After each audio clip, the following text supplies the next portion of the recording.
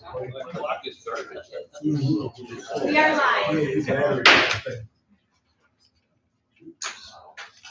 The meeting will now come to order with a roll call. Mr. Hirsch. Here. Mr. Mann here. I am here. Mr. Covey. Here.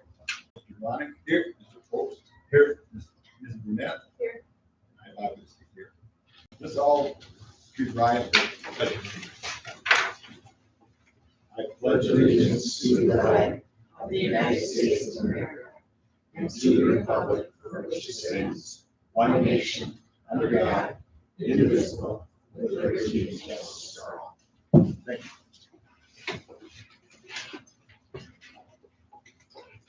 The agenda was posted throughout the district according to school board's policy, published as a legal ad in Superior Telegram, posted on the district webpage, and sent to the WNXR radio station for announcement. A meeting notice was sent to the connection for publication. Approval of the July 15th, 2024 agenda. That's tonight's agenda. Need a motion? I'll make a motion to approve. Thanks. We have a motion. I'll second. Mr. Lambier seconded. Okay. Any questions? All in favor, say aye. Aye. Opposed? We have a consent agenda. The consent agenda includes June 10th, 2024 regular board meeting minutes. And that's A. And 4B is the treasurer's report. Mr. Lambier. This is a little bit different than what's been, and this is a little bit more. Do you want me to read the whole shebang or just the top paragraph like in the back? The summary should be in what I gave in this. I can get it. Well, I mean, I know, no, I mean, if I can read just what I've historically read, I can eliminate questions. If that's okay. Just the last line in most of it. Okay. Treasurer's report as of June 30th, 2024, general account. On May 31st, right?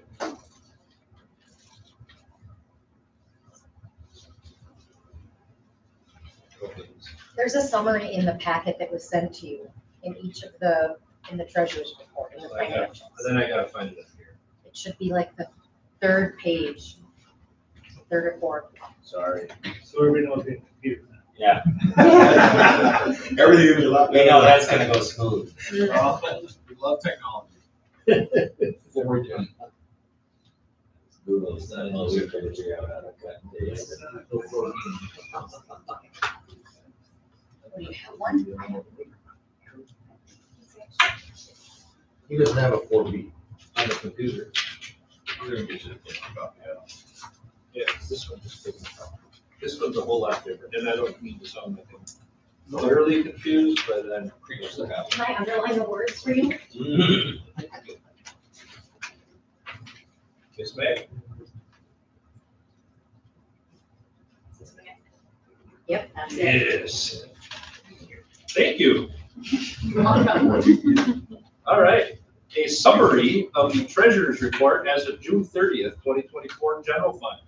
General account on June 30th, 2024, there was a balance of $4,194,871.80 in cash and investments. Receipts since the 1st of July and not included in the June 30th balance are $247,808.21, and disbursements from tonight's July 15th board meeting total $69,647.20. The flexible spending account on June 30th, 2024, there was a balance of $32,509.04 in cash and investments. The health reimbursement account on June 30th, 2024, there was a balance of $5,913.71 in cash and investments. The debt service fund on June 30th, 2024, there was a balance of $674.24 in cash and investments. And for your review, a more detailed report on fund activity is included in the financial statements on your computer device. Thus, ends the report. Item 4C is a payment of invoices, and everyone should have gotten that via computer and get a chance to see it. Ask questions. Item 4D is the resignations / employment. More. We had no resignations this month, but we did have some employment recommendations. We were looking at Sarah Bernard to move from third grade to first grade at NES, and Deanna Staden to teach third grade at NES. Staden recently completed her Bachelor's of Science degree from UW Superior with a major in elementary education and a minor in instruction. While completing her studies, she participated in several pre-student teaching placements and a student teacher placement in the Moose Lake Elementary School District. So we're looking to approve those hires. Okay, so for the consent agenda, we need a motion for approval. Make a motion to approve the consent agenda. Motion and a second. Approve. Any other questions on the consent agenda? If not, all in favor, say aye. Aye. Opposed? Motion carried. Approval items, item 5A is the 2024-25 food service and meal prices. I'm gonna turn that over to Mr. Cutter. He can go through that with us. Yep, so this is the time of year where we try to set our meal prices as best as we can. The long history on this is we've been trying to transition from a number of years during COVID where basically meals were covered for all students. So last year we tried to ease that transition as best as we could because a number of our parents had to pay for meals that maybe weren't used to it for the last couple of years during COVID, times of COVID. So we tried to set those prices functionally as low as we could, but the unfortunate truth is that food prices, as we all know, are not any cheaper. And that is true for our food service as well. So we're looking to set the prices at 30 cents higher per meal than what they were last year. The reality is we're still kind of below the state. If I talk to DPI's, our food service reviewer, and kind of looking at some districts are in that 350 to 390 range. We're trying to keep our high school meals, some meals at 340, so we're still trying to drop the lowest number. And breakfasts are $1.75 to $1.90, kind of where most of the prices are falling. We're at $1.55. So recommendation, unfortunately, is to move those prices up to reflect basically the cost of doing business and the food service because food prices continue to rise. Food service has its own fund, right? Correct. And I know the last number of years that fund has grown in the black. And We're still in the black, but the short answer is we spent more on food service this year than we did taking in revenue, which I anticipated because the reality was is that it's tough to find a lunch for $3. Nobody knows, please let me know. Well, I guess what I mean is if we increase this, is it enough of an increase to keep that in the black for next year? It's a balanced food budget. Based off of where we're sitting on yield served, taking numbers from last year, kind of fast forward to this year, yes, it'll keep us in the black. When you say balance, is it paying for the food and the staff? Yes, so all that's part of the, basically our biggest cost, of course, are food themselves, and then the next part is paying our people to make, serve, prepare, serve itself. There's, ancillary cost, supplies, cleaning supplies, silverware, cooking supplies, things of that nature. Those are kind of small ticket items with regards to that food service budget. Do most kids in the school eat lunch? A good chunk of them, yes. Overall majority of that is yes. In regards to students. So they bring their own lunch or decide not to purchase that day because they don't like what's on the menu. I guess one more question. Do these price increases reflect any changes in the food that's being served? Are they, for lack of a better term, are we up in our game as far as the quality of our food? So there's rules that we have to follow. I lean heavily on Jackie Whitman, our food service director, to make sure that we're providing meals that meet some of the federal guidelines that we have to meet. So what I would anticipate is that, I guess we're talking about the quality of the meal itself. Well, I fully understand that it's more expensive to eat healthy than it is to eat junk. Yes. So this reflects kind of a similar lunch menu throughout the school year as what we had this year. So no filet mignon. Any other questions? If not, I'll entertain a motion to accept the price increases.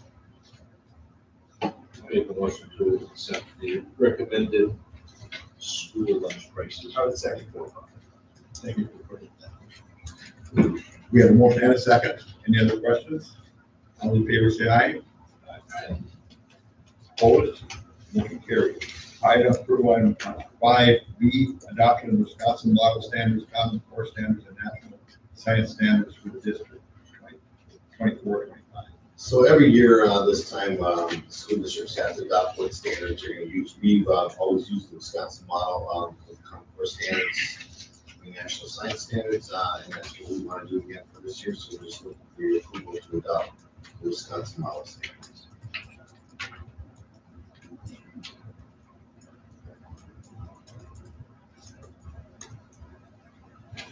Questions?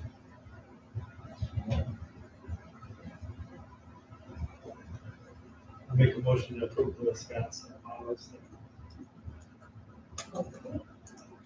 We have a motion and a second. Any other discussion? Guess I just want to make sure I'm clear. This adoption really doesn't come with any changes. It's just something that we're required to do year after year. So we're not approving any changes to the curriculum or anything like that. Nope, we just have to, say that we're adopting what standards we're using. We always use the Wisconsin Common Core standards or Wisconsin version of Common Core standards. So it's just it's a formality that the school district has. We have a motion. We have a second. Yeah. If we were gonna wanted to change something curriculum wise, we'd bring it to the curriculum committee. Okay, any other questions? All in favor, say aye. Opposed? Motion carried. Item 5C, seclusion and restraint report, 23-24. Okay, so in your packet, you've got a copy of the 23-24 seclusion restraint report. I want you to look at the last column of the first. Number of staff trained for prevention of appropriate use of and appropriate techniques for physical restraint. So at Iron River Elementary School, Mr. Larrabee's our principal. We've got four staff members that are trained. At Northwestern Elementary, we have 21 staff members who are trained. At the middle school, we have 7. At high school, we have 7. So we'd love to train as many people as possible, but we've got a good number of people there trained for those restraints. As you can see, we didn't have a bad year. We got a few restraints at the elementary school, but only 2 students were involved. So, and it was pretty self-explanatory. But any questions anybody has on that? Yeah, can you define what a physical restraint actually is? Sure. So if a student is acting, I used to say, non-controlled bodies. There might be just we need to help them down the hall. So you might have 2 staff members. Just we usually have a hand on the back, and maybe I usually use these 2 fingers on the wrist, and we just guide that student back down. If they try to get out of it, and they try to get down, we might have to hold on the wrist and we lean them forward and make so we can't get out of that. If somebody's trying to physically harm them, we have to cross their arms and come in from behind to hold them. So there's a number of different restraints you can use to try to restrain them. So it's a non-violent area. And everybody who's trained in it knows exactly how to do it, hold them in the right spots. We never pick anybody up, we never carry anybody. We try to clear the classrooms and keep the kids in that classroom. And if we have to restrain them, we use one of those holds.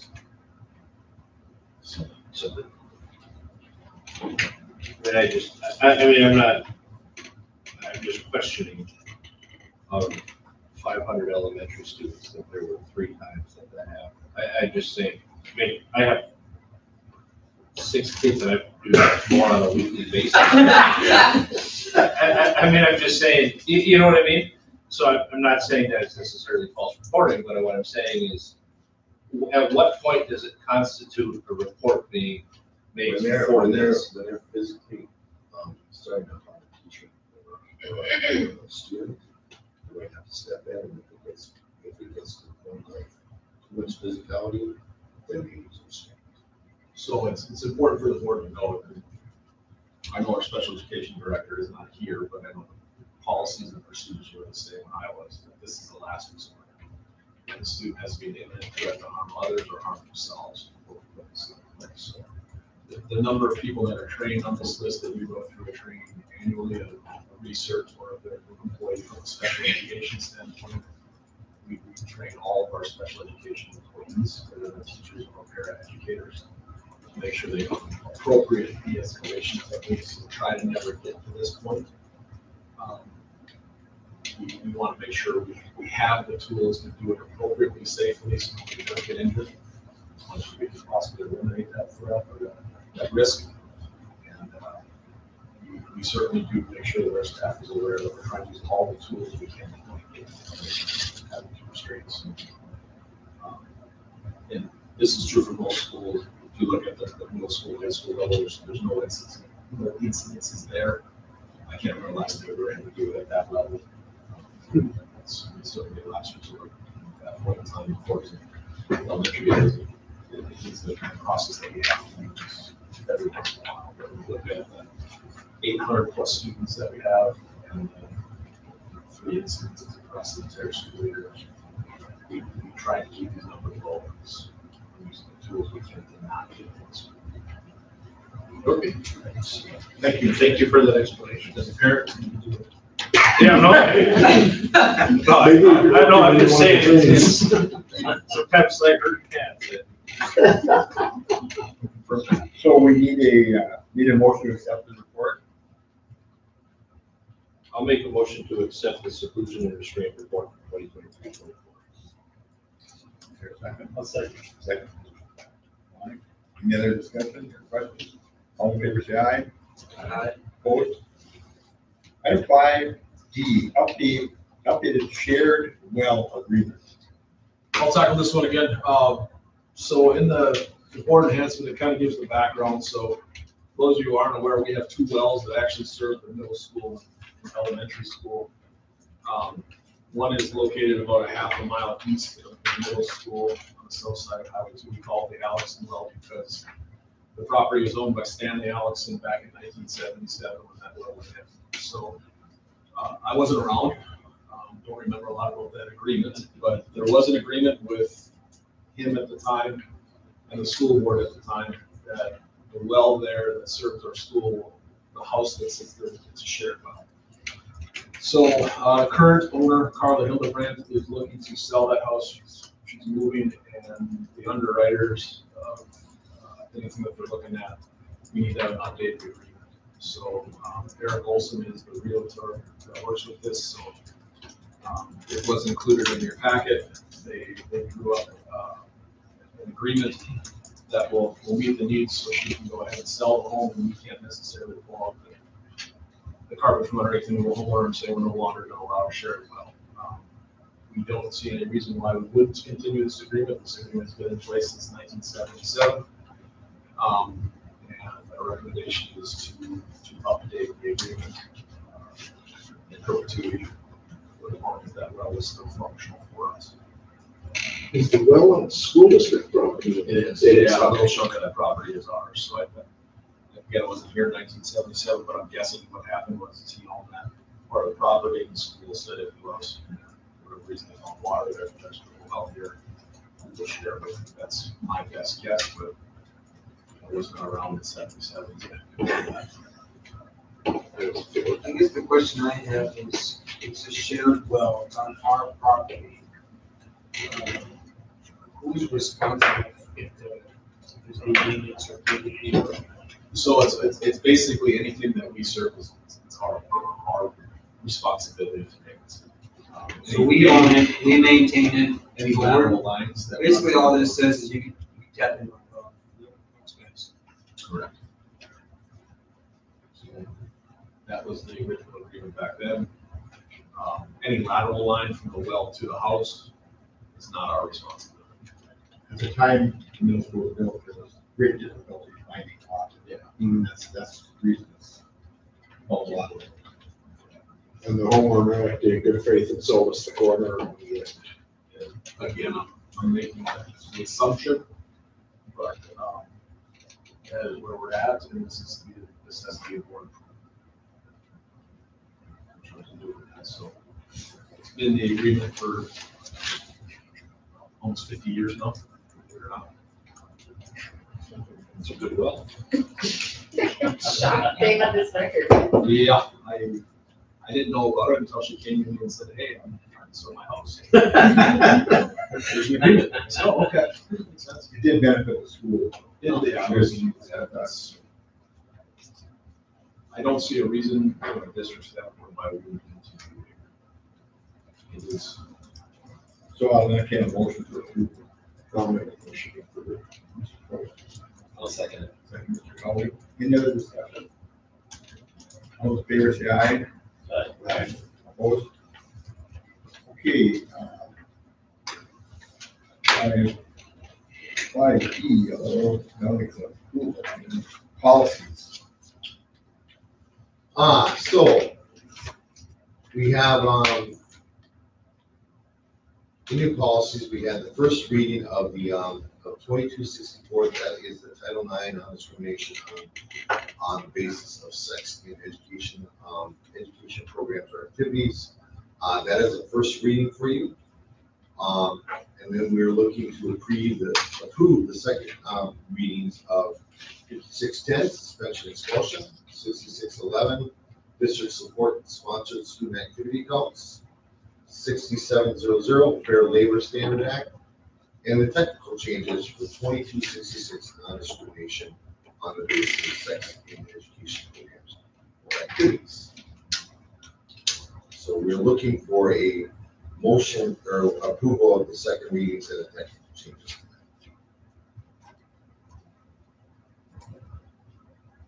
But if there's any discussion, feel free to ask. So on the first reading, there's concern about what we call you. We talked about it. You know, this is something that has come down from the feds on the transgender stuff that's going across the country right now. Most, you know, I guess, you know, I'll give you the take of the WIA stance on transgender athletes. The feeling is that, you know, it isn't a big deal because most kids that are transgender are just kids trying to just get through life and not, you know, in there to try to, you know, be a stud athlete of the other sex or the other opposite sexes, you know, game or anything like that. So that's always been their stance, and they're going to stay with that and fight that. But there's also legislation that's, you know, trying to change that. But I think this will be in the this will be something we'll be dealing with for the next 5 to 10 years. I think not only in Wisconsin, but across the country. Are we not, this may sound, I don't want to say this wrong, but it's probably something. Are we not self-governing within the school district?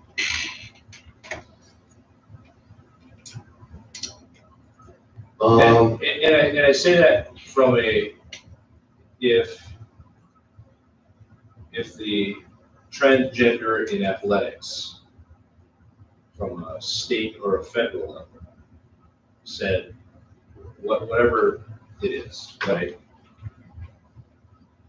Do we not have the authority within our self-governing district to go against said things? You do, but I don't want to go try to do that. I think there was some lawsuits themselves with some of that. So I mean, there will be, you know, if you did try to do that, there would probably be looking at legal action.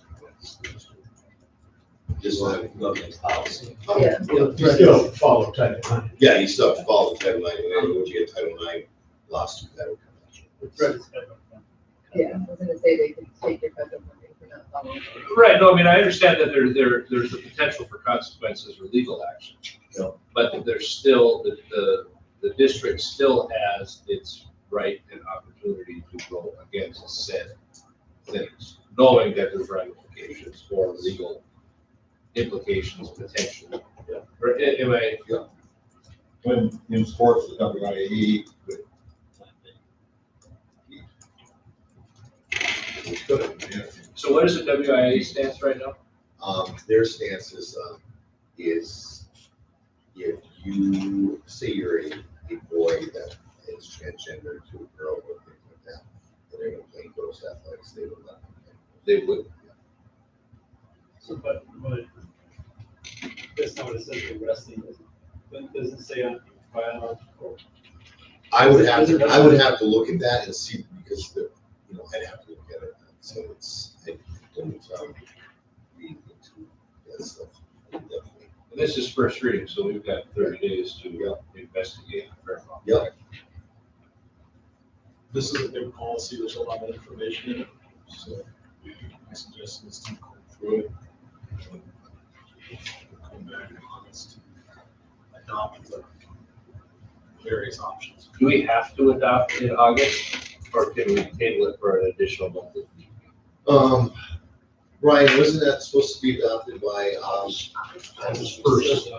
There's rules now prior to August first, and then there's rules after August first.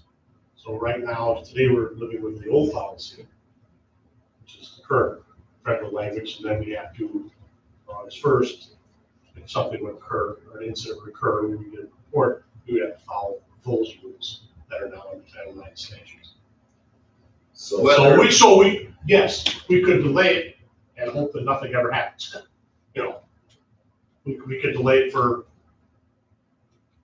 until something happens. But if we delayed it, we're still gonna essentially be under the guideline or umbrella of August 1st. Yes, that's my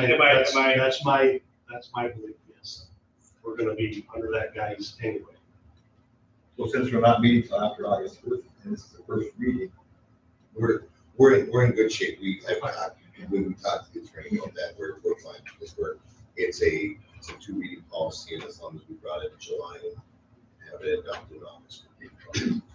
Basically, every school across the state's kind of in this mode.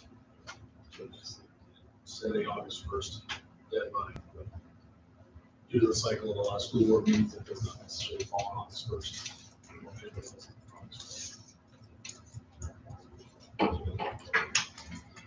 so that one we're not decided, but the second. And we've had Noella review it thoroughly, right, Jenny? Noella has reviewed this and given us guidance. And their And their position is this is what we're required to do. Yes. Yep.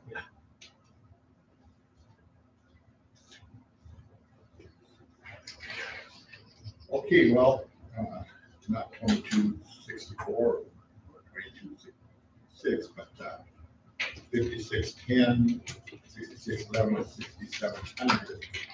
You can have a motion for recommendation of those 3 policies. This is Make a motion that we accept 5610, 6611, 6700. we have a motion, is there a second? Second. Okay. Any other discussion on those 3, which are the suspension and expulsion of district support and sponsored student activities and the Fair Labor Standards? Not all in favor, say aye. Aye. Opposed? Motion carried. Okay. Technical changes. That was going to say. We got to have it straight. Technical changes that have been included in that. No, that's the technical changes are for issue.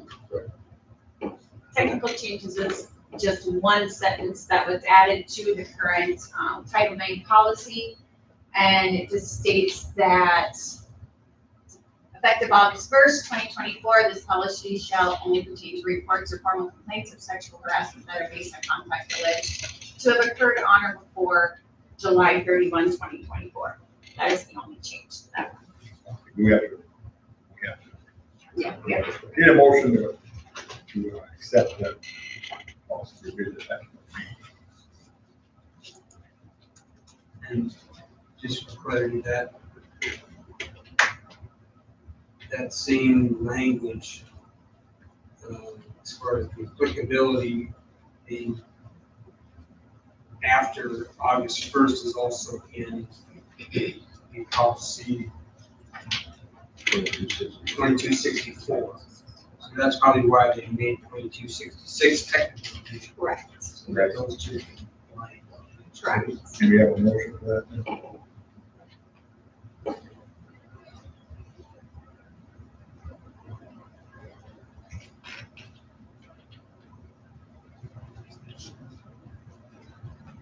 We understand.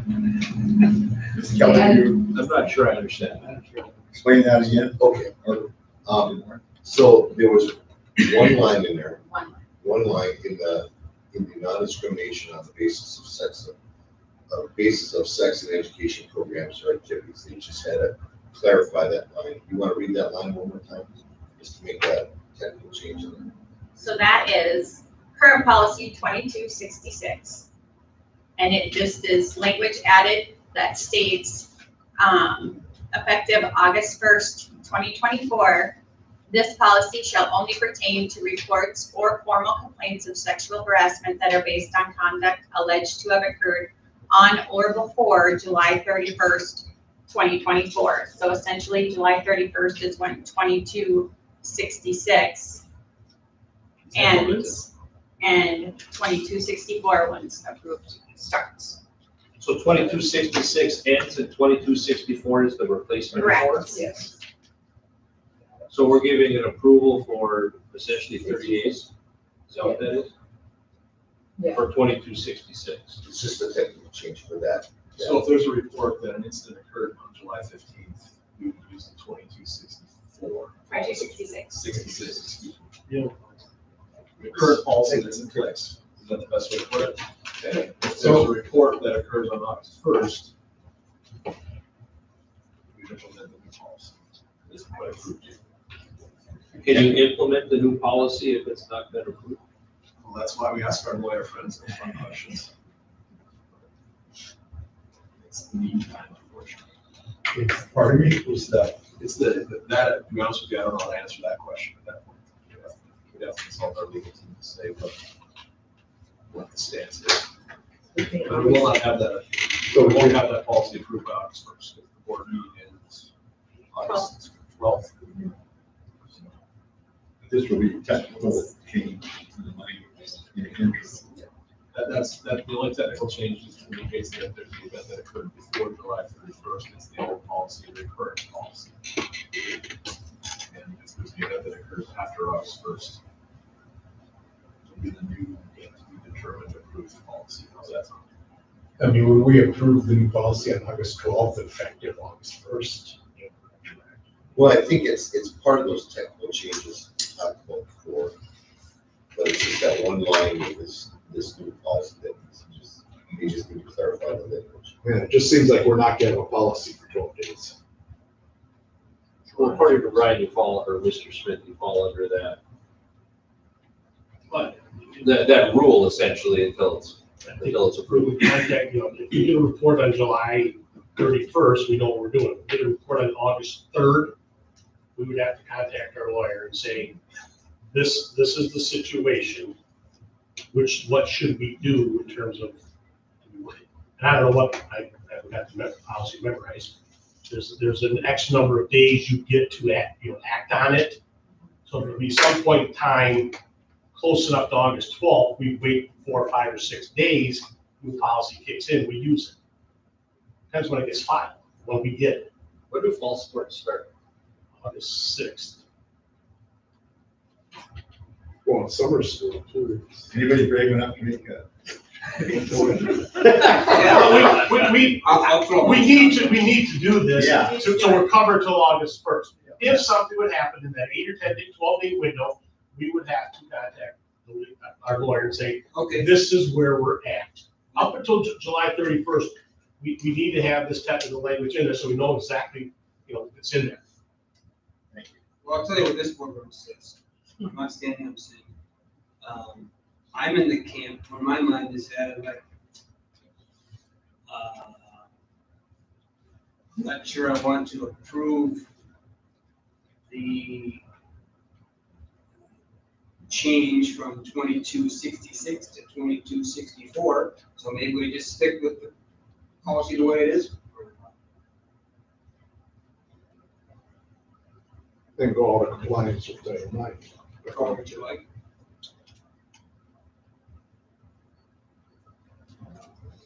That's a discussion for a later date, right? That's a bigger discussion than the repercussions. Like right now, we're just going I to, think, yeah. so I would like Please to make say- a motion to approve the continuation of 2266 until July 31st. That's just, we're just approving the revisions of technical changes. Yeah. He brought More his- of those, yeah. Okay, The key being that it's gonna become obsolete because of 2264. right. Yep. We have, okay, here a second. I second it. Okay, all in favor, say aye. Aye. Opposed? Motion carried. I oppose. One opposed? Oh. Two opposed?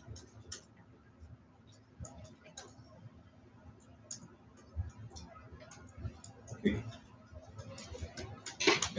Item 6, administrative report.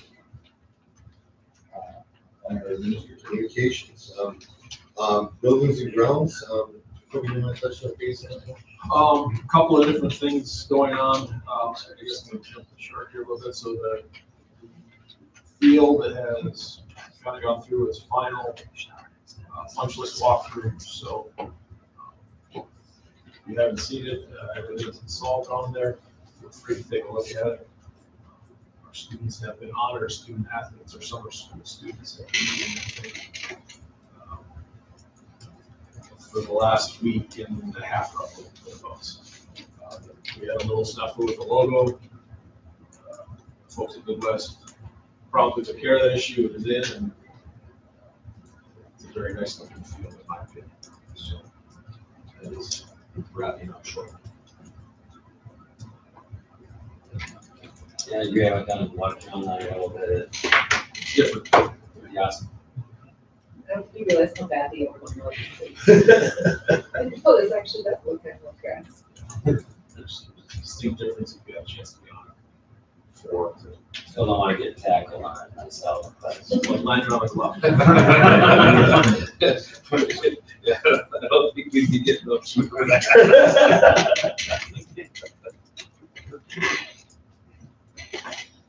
Just as an FYI, everybody too as well, the bus auction items have gone live.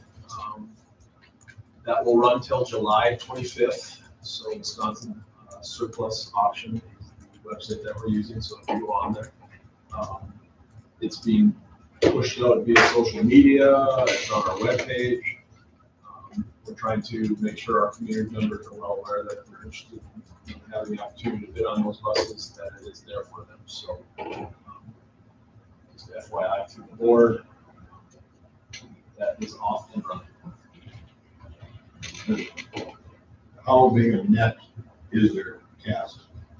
Um, This is California. It can go anywhere. I mean, it's on the good old fashioned internet, so anybody can bid that goes through their bid process.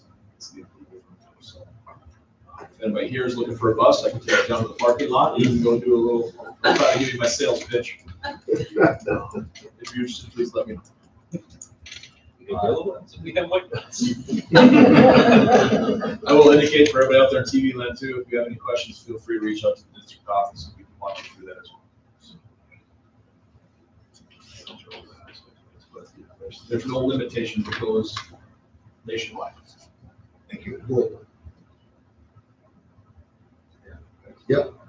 All right, we have a parent request, for, an Iron River Elementary student, to attend NES for the 24-25 school year. So, floor is yours. I have to talk. Get to talk. So my daughter's going to 5th grade. She's got some developmental delays. She's got some social communication issues. She's very verbally delayed. She has not bonded with anybody in Iron River School District of her peers, where she really has solid friends, very small classrooms, kind of cliquey. She gets very depressed there, comes home, talks about how she doesn't have any friends. She's never been invited to a birthday party, she's never been invited to a play date, she's never been to a friend's house from Iron River, nor has anyone ever come to our house. She really just wants to start over and have some friends. And I communicated with 7 of the staff there, and I said, how do you guys feel about her socialization or peer communication? And my question was, what would you do if she was your child? And every single one of them responded, I would take her to Northwestern. And so for the last year, we've been kind of debating on what to do, and she wants to start over. This past year was really rough because it was part-time teachers. She doesn't do very well with transition, and so we had a lot of behavioral issues, which also set her apart from her peers, and it was just very difficult. She just spent a lot of time in a special education room, also away from her peers, and she had a hard time transitioning back in.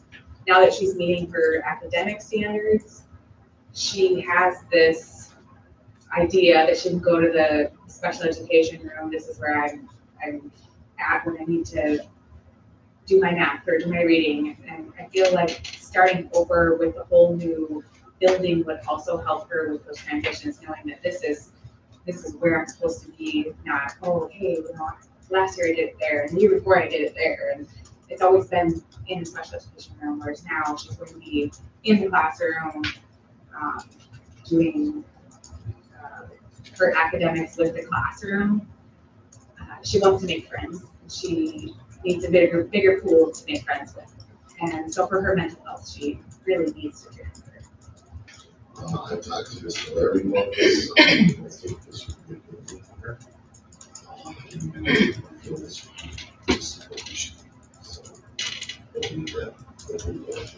My question is though, would she be able to ride the bus? Because my son takes the bus from Iron River to the Northwestern Middle School.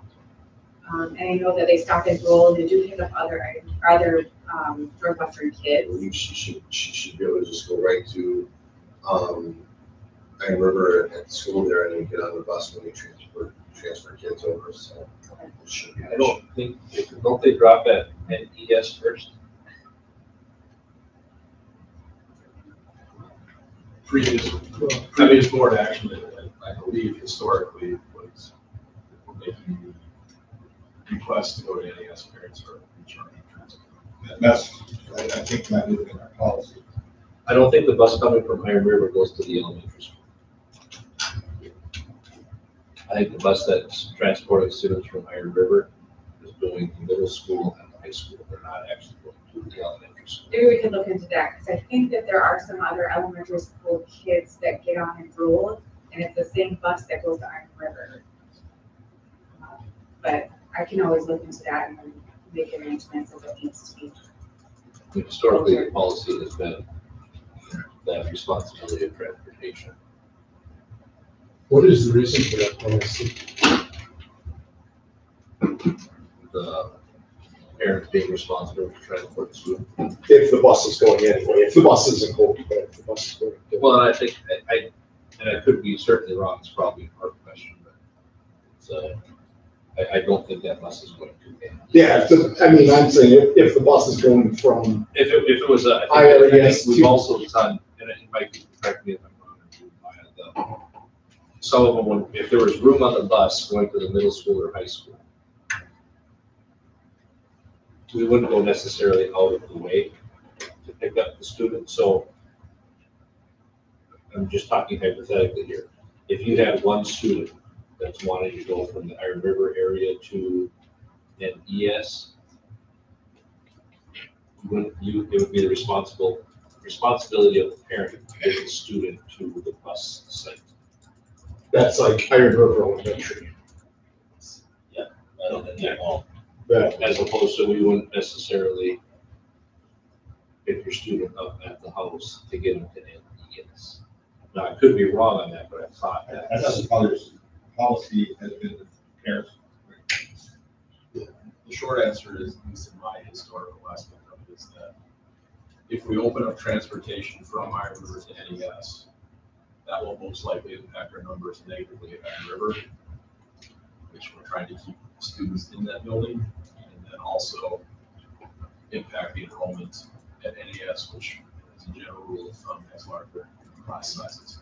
A lot of the previous parents have made the request to go to NES because it's usually related to job issues, right? My job is in the Superior Duluth area. I go by that, it's a lot tougher for me and my family if there's an issue to drive from Iron River up to town, back to Iron River. Tiger's Den, they've been part of that for our earlier students, so. It is definitely farther for me. It would be a 35-minute drive.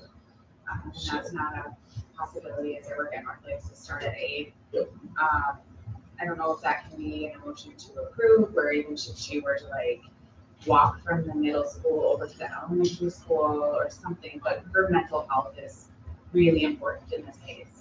So that would be one I'd have to know. The short answer is that, to my knowledge, there's not a student from Iron River that is riding our transportation to NES. No, that's full disclosure. I haven't checked that. I will check that for transportation. The only thing that would change is here is the 4 kids. Yes. So there could be What's the class size of fifth grade then?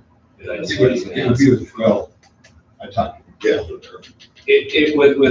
With her daughter moving, it would be Yes, 12 or it's at 12 with her. It would be, I think it would be 12. What is it at NES? What are the class sizes there? I'll see if I can find it here. The fifth grade. Is it, Grade is 80 something. You had also made the comment that transition is difficult for her, your daughter. So the She really transition wants to from, be there. Yeah, she because it would be two different schools in the next 2 years then. she's aware of that. She's aware of that. When I say transition, I mean, gym to calm math or science to You're not recess. talking necessarily. Transitions in a day. Currently, there's 75 students at NES. In 3 classrooms, right? 3 classes? No, that number is based off of the end of June. Could be less. We're at 45 class already. I mean, Yeah, we're kind of, our staff will come back in August. We'll have- That's usually the 2 full requests for students moving to another place to go, and vice versa, students that move into our district as well. And I remember at least. And you need to look at transportation on that because students can't walk. Yes, I do, yeah. Yeah, We went- liability, that traffic, if you've ever been to Oh, any yeah. in the middle school. They can't. Just something to look at. So, I don't mean to speak out of turn, but may I ask you a question? If we approve this under current policy, responsibility of transportation policy, if you want us to, and I'm not speaking for the board by any means, but if you want to get all the transportation and we need to get together prior, next month and push this off for a month and ask those questions, okay, I'm not gonna say that something is gonna get changed, and I certainly don't speak for everybody else. I know but for sure that our bus, that bus 56 with San Carno, they do go to the elementary school because the people that live across from us, they go to NES. Are you on like the border of the No, NES? their dad lives there and they, I don't know. maybe split they- household. Okay. Yeah, Split household. and so- Hey, son, So can we provisionally approve and then work with transportation? Yeah. Figure out the logistics of it? Given this, the students' request, like, I don't have any objections, it just sounds like the transportation, and if it works for, to take the bus, great, otherwise it's gonna fall to you for logistics. Is that an option? or do you put it off for a month? it's August, it's still a month before school starts. Would you like it approved tonight without a guarantee of transportation? I mean, is she going either way and transportation's a bonus, or do you only wait? She can't go if she doesn't have transportation. Then I would say to the board, we need to, Table it for a month. that would be probably best, so we can do the, unintended logistical information to try to figure that out. Okay. So, Can I encourage you guys to reach out to the Iron River teachers and just like talk to them about it, because they have all communicated with me about it and they all agree that she really doesn't do it after school. Yeah, and then, like I said, we can figure out what the transportation logistics are, and we can bring that information to the board, information from a timing standpoint, making a decision in August doesn't impact us from a school district. I know that's it. I don't know if we've had a conversation about her about making a decision today, or maybe we chatted with her No, about I it. just told her that we were going to the school board about it. But my recommendation would be to table it so we can kind of answer the questions that we don't have the answers to right now, and bring it back on this time. And my son's in one of the split class with her, he's in fifth grade, she's in fourth. Tigers. Yeah, I think hopefully. we'll get that. So, is there a motion to table? I'll make the motion to table this until the August. Second? Second. We have a motion, and all in favor, say aye. Opposed? No discussion. Okay, that's tabled. So, do I come back in August or? Yeah. Okay. Work your calendar. Well, I would expect you to probably have some answers. Yeah. Yeah. Well, okay. that's right. Yeah. I'll be in touch.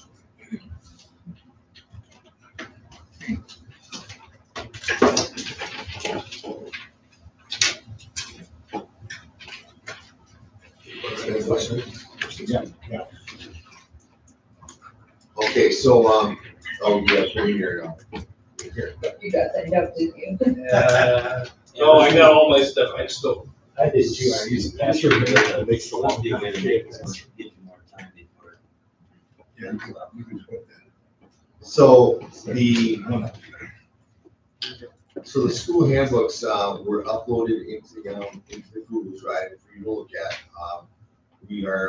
We're not making any motions on them tonight, but, this is gonna be, finalized at the August board meeting. We probably wanted to give you time to look at them and, if you've got questions on them, to bring those to the August meeting before we approve things. So, is there any questions or discussion right now? For the staff separation, would you leave early? That fine? We talked about it, but we did not put anything finalized in there yet, so that's something that we can. We updated the language in the administrative contract. So that was the one issue, I believe, is the administrative contracts only run for, silly contracts that run for. I should say administration, they don't have to run for. I think he was talking about the liquidated damages. Yes. Increase that I talked about. Gotcha. Yeah. But you did not do anything. We did not put that in again, so, yeah, but that's something we can talk about here. Maybe Wednesday. Maybe Wednesday. I saw that in the high school handbook, there's a dress code change of wearing baseball caps. I guess I'd like to have a discussion on whether I'm gonna agree that that's something we want. You know, myself, again, still think it should be a professional type environment. Dress code for students, staff, or the whole spiel, I didn't. I think the intent of this is to get you guys to propose changes, and then we have conversations around those changes. August 12th. Is that too late? No, So we're not supposed to discuss it now? That's my knowledge. This is just kind of like a first reading, for lack of a better term, for you guys to get the information about the proposed changes. So the thing is, if we want to change something, then it doesn't. Another date, September.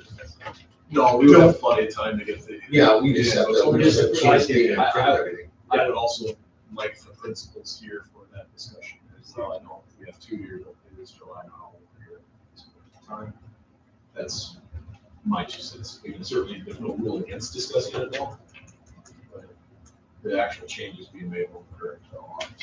Well, if I'm being honest with you, I didn't go through and read them yet, only because I just got my computer tonight. But I wouldn't necessarily be opposed to after going through them in the next week or two. If we send an email out to Jenny, she can then forward that to the board, saying that these are discussion points. You know what I mean? Because based on what you're saying, I don't know if we have more than one.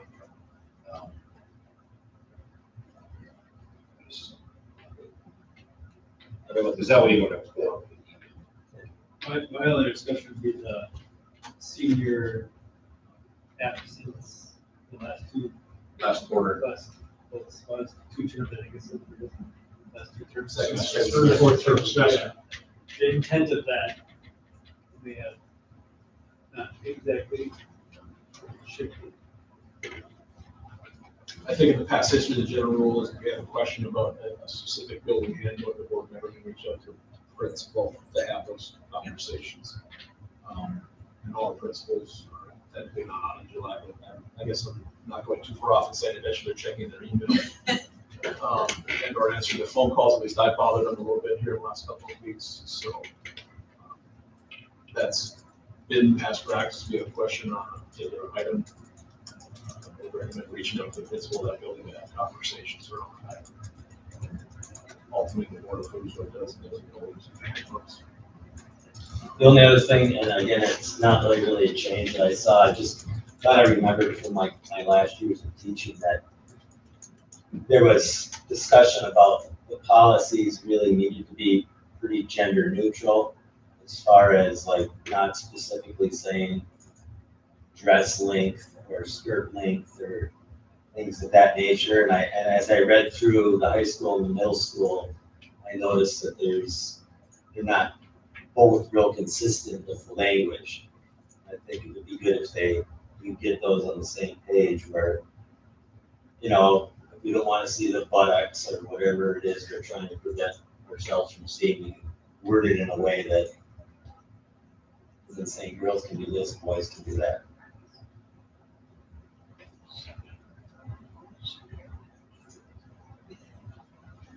Okay, so then, board members, if you have concerns, you know those concerns to Jimmy, and then we'll, we can get a list together and bring them up to, at the next meeting. Sound good?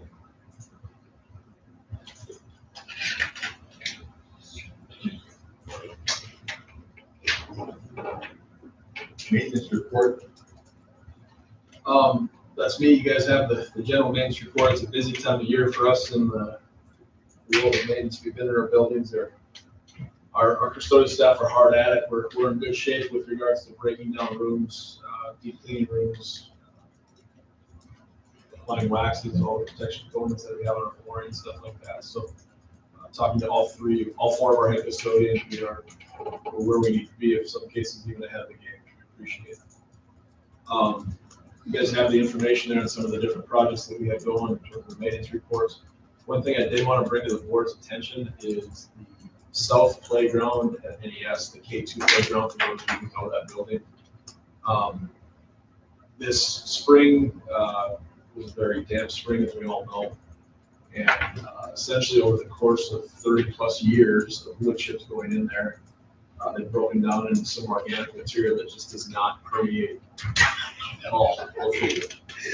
So what we get is when we get a hard rain, it floods in the playground, and then what happens to our wood chips is they end up in our yard. So that issue needs to be addressed from twofold. It creates a lot of muddy situations in the springtime or in the fall if we get a lot of rain. It doesn't provide a surface that has any kind of give to it. That's why wood chips are there. Help absorb some of that shock. So I actually met with Ed Groovy, who's a local construction guy here. They use it for plowing, those of you who know Ed. Ironically, he did this project approximately 27 years ago. And it's gotten to the point where just adding wood chips on top of the organic material that does not have water permeate through just causes an issue, right? It doesn't fix the problem. So we're looking at basically bringing them into, for lack of a better term, muck out that material that needs to come out of there. We put in about 6 inches of sand. We would put in drain tile so water has a place to go. And then we backfill with wood chips. So this is kind of one of those projects that was on the horizon, but it's gotten to a point where it just needs to be addressed. Otherwise, we're going to continue to have issues with that K2 playground. So, Did he give you pricing yet? yes. Is it gonna include fixing the speed bump as well? The speed bump, I've been told we want to keep the speed bump.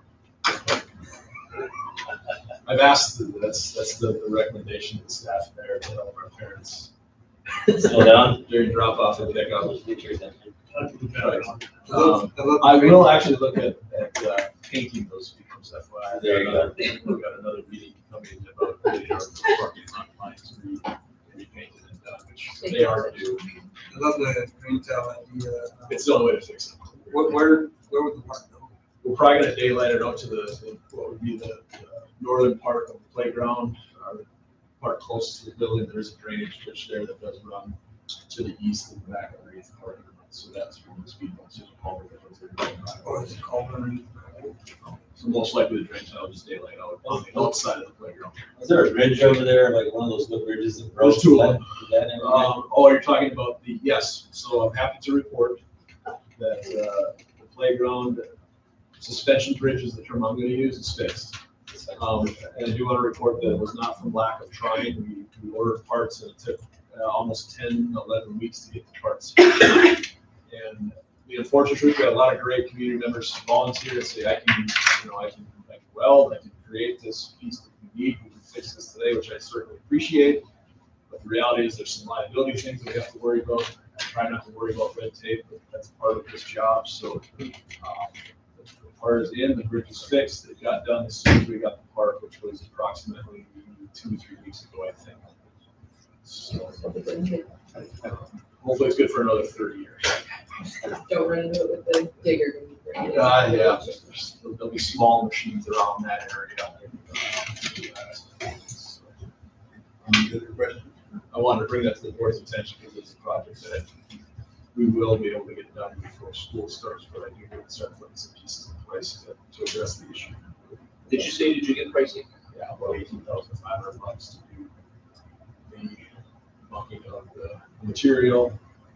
We are saving some money. We're going to put it to the north of the middle school. There's a little area there with the sand. There's room for it to go. Otherwise, the cost will go up exponentially. We got to take this stuff off site because it's got to go a fair distance, and then plus they charge you basically by the load to get rid of it. It's just organic wood chips that are broken down over the years. There's nothing wrong with it, other than the fact that there's not a lot of water to go through it. Put wood chips on top of the sand? Yes.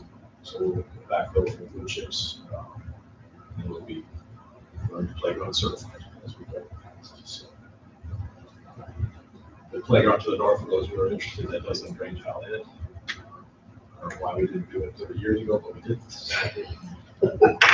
We'll address that problem now, and it'll be good for another 30 years where I should be retired. So much stuff can be falling apart. No, I'm gonna try to make sure I left it better than what I found it. Thank you. WASB correspondence and legislative reports. Cody? All right. July 1st, the EPI released its estimate of the equalization of public school districts will receive in the 24-25 school year. Equalization or general aid is the largest form of aid that public schools in Wisconsin receive, and it says designed with 2 goals in mind: reduce reliance on local property taxes, and to guarantee that a basic educational opportunity is available to all pupils, regardless of the local fiscal capacity of their respective school district. Data for all 421 Wisconsin schools can be found on the DPI website. The only other thing I have is on July 3rd, the Dane County judge ruled certain provisions of the 2011 Wisconsin Act 10, law that significantly curtailed collective bargaining rights for most public employees, are unconstitutional. The ruling came in a lawsuit brought by several unions representing public sector employees that argues provisions in Act 10 violate equal protection guarantees in the Wisconsin Constitution and the way in which that law split public employees into two separate classes, general and public safety employees. Public safety employees are exempt from the restrictions placed on collective bargaining. The immediate implication of Judge Frost's order remain unclear. Regardless of how Frost decides to rule in the near future, it is widely expected the case will be appealed up to the Supreme Court.